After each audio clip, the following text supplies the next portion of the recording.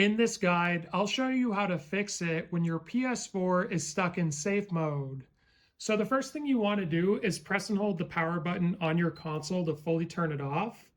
And then once it's fully turned off, what I want you to do is unplug the power cable from the back of your console for about 20 to 30 minutes, and then plug it back in. And now we're going to go back to safe mode.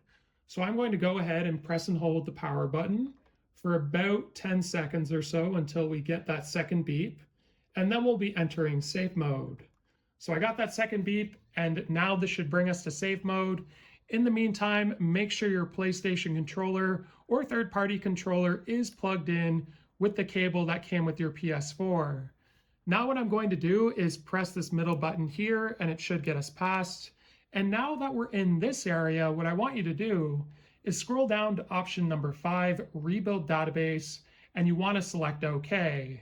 Now it does say it'll take a couple hours. I've done this probably 100 times. It only takes a couple of minutes max. And then hopefully it's going to get you past that safe mode and bring you to the PlayStation 4 home screen. If this video was helpful, like and subscribe, and we'll see you in the next one.